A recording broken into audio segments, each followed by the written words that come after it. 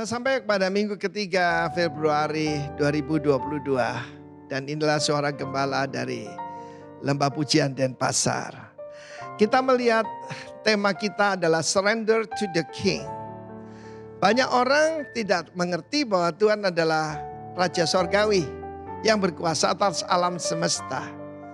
Kita melihat bagaimana orang China pada zaman dulu sudah menyebut dia itu yaitu Sangti. Sangti itu adalah Heavenly Emperor. Dalam Mazmur 2 ada 3 golongan orang. Yang pertama adalah orang yang memusuhi Tuhan. Dan mereka disebut the nations, bangsa-bangsa. Tentu saja saudara ingat tentang United Nations, UN. Jelas sekali saudaraku, bagaimana sangat anti Israel yang dipilih oleh Tuhan. Dan melawan semua agenda pada Tuhan, pro-LGBT, pro-abortion, dan sebagainya. Di Amerika kita bisa melihat 2 golongan, yaitu Demokrat dan Republikan. Ya, Republikan yang masih percaya Judeo-Christian value ataupun kebudayaan. Yang satunya sangat melawan. Ya, bahkan kita mendengar ada peraturan aneh daripada pemerintah Kanada. Kalau orang itu berusaha untuk mengembalikan LGBT jadi normal, maka dia melanggar hukum dan bisa terkena tuntutan hukum. Saudara, mengapa bangsa-bangsa mereka-reka perkara yang sia-sia? Sia-sia itu. Dan mereka berkata, mari melepaskan diri daripada semua peraturan Tuhan. Firman Tuhan itu untuk kebaikan manusia, bukan belenggu saudara. Ya, bukan belenggu. Ini adalah di belakangnya tentu saja yang melawan Tuhan. Satan artinya yang memusuhi, yang melawan Tuhan.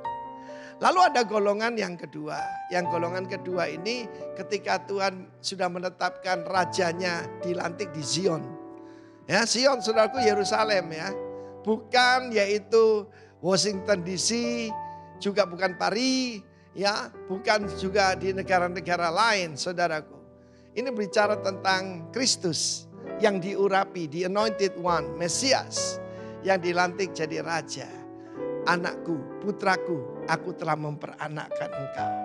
Sudah tahu banyak yang mengatakan Allah itu tidak beranak dan tidak diperanakkan. Benar, dalam arti kata Allah tidak berhubungan seks dengan wanita manusia dan punya anak. Yesus bukan ya.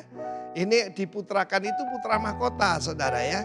Nah, golongan yang kedua ini diberkatakan oleh firman Tuhan, terimalah instruksi ya. Kita melihat di dalam firman Tuhan, raja-raja bertindaklah bijaksana ayat 10, terimalah pengajaran hai para hakim dunia. Jadi mereka cuma menerima firman Tuhan sebagai nasihat. Kalau yang satu tadi menentang, yang kedua ini menerima nasihat.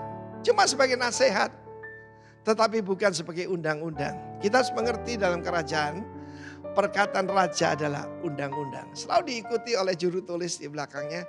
Dan apa saja kehendak daripada Tuhan, daripada raja harus digenapi. Let your kingdom come and your will be done on earth as it is in heaven. Tapi ada lagi golongan ketiga yang benar-benar surrender.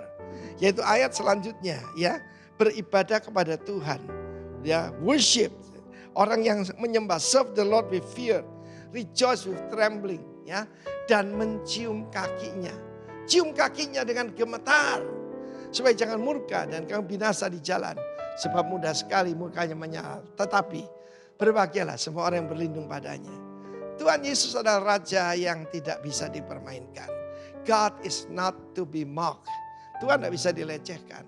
Ya, sejak awal tahun ini saya berkata, celakalah orang yang gegabah. Pelayanan gegabah. Dalam keluarga sembarangan. Ngomong sembarangan.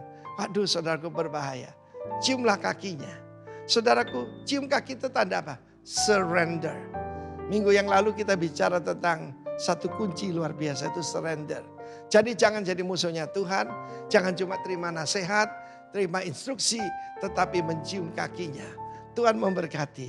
Di dalam yang mencium kakinya, maka engkau akan berbahagia.